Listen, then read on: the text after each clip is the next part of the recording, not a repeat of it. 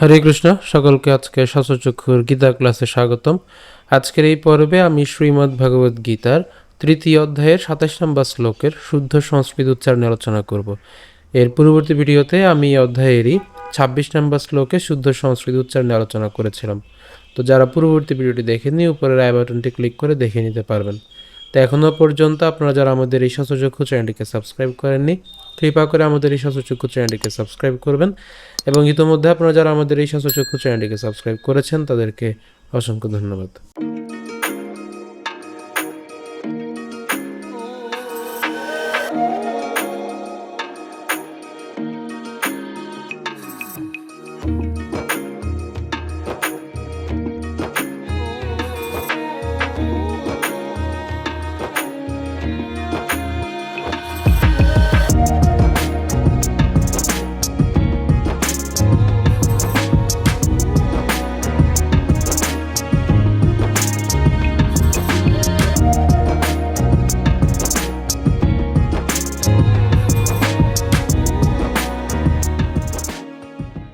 তো আজকের শ্লোকটি হলো প্রকৃতে ক্রিয়মানানি গুণৈ কর্মাণি সর্বশ অহংকার বিমূঢ়াত্মা কর্তাহ মিতি মন্যতে।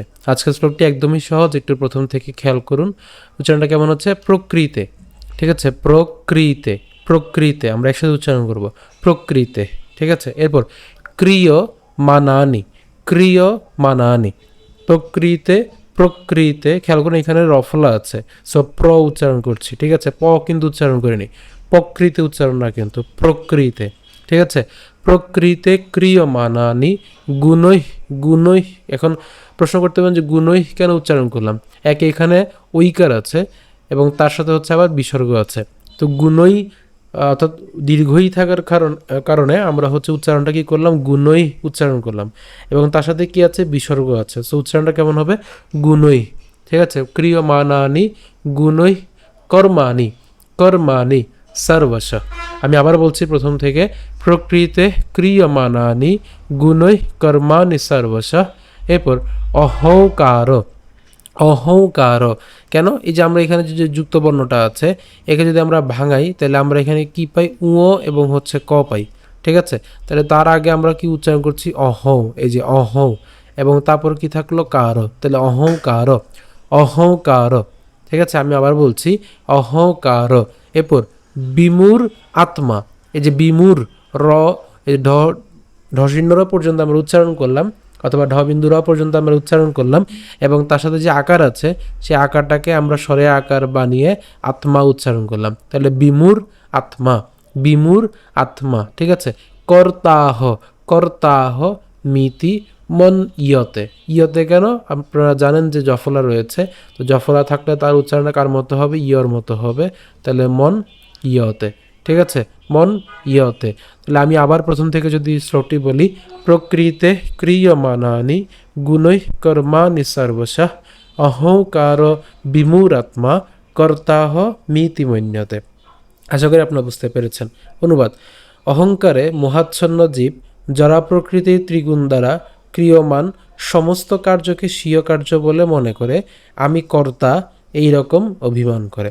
তা আপনাদের সুবিধার জন্য আমি শ্লোকটি ভেঙে দিয়েছি, একটু আবার খেয়াল করুন উচ্চারণটা কেমন। প্রকৃতে, প্রকৃতে ক্রিয়মানানি, ক্রিয়মানানি গুণৈ কর্মাণি সর্বশঃ অহংকার, অহংকার, এই যে উঁ রয়েছে আমরা নাকে উচ্চারণ করবো, অহংকার বিমূঢ় আত্মা, আমরা এটা একসাথে উচ্চারণ করতে পারি, বিমূঢ় আত্মা, বিমূঢ় আত্মা, ঠিক আছে। কর্তাহ মিতি মন্যতে, মন্যতে, এটাও আমরা একসাথে উচ্চারণ করব, এই জায়গাটা আমরা একসাথে উচ্চারণ করব। এই জায়গাগুলো একসাথে উচ্চারণ করলে উচ্চারণে আমরা যখন সুর অ্যাড করব তখন হচ্ছে আপনাদের সুর করতে, সুরসহ পাঠ করতে আপনাদের সুবিধা হবে, ঠিক আছে। তা আশা করি আপনারা বুঝতে পেরেছেন। তা আমি যদি শুরু করে পাঠ করি, শ্লোকটি কেমন হচ্ছে। প্রকৃতে ক্রিয়মানানি গুণৈ কর্মাণি সর্বশঃ অহংকার বিমূঢ়াত্মা কর্তাহমিতি মন্যতে। আমি আবার বলছি, প্রকৃতে ক্রিয়মানানি গুণৈ কর্মাণি সর্বশঃ অহংকার বিমূঢ়াত্মা কর্তাহমিতি মন্যতে। তো আজকে ভিডিও পর্যন্ত। যদি ভিডিও ভালো লেগে থাকে অবশ্যই ভিডিওতে লাইক দিবেন, বেশি বেশি করে কমেন্ট এবং শেয়ার করবেন। তো এখনও পর্যন্ত আপনারা যারা আমাদের এই স্বাস্থ্যচক্ষু চ্যানেলটিকে সাবস্ক্রাইব করেননি, কৃপা করে আমাদের এই স্বাস্থ্যচক্ষু চ্যানেলটিকে সাবস্ক্রাইব করবেন, এবং ইতোমধ্যে আপনারা যারা আমাদের এই স্বাস্থ্যচক্ষু চ্যানেলটিকে সাবস্ক্রাইব করেছেন তাদেরকে অসংখ্য ধন্যবাদ। ধন্যবাদ সকলকে। হরে কৃষ্ণ।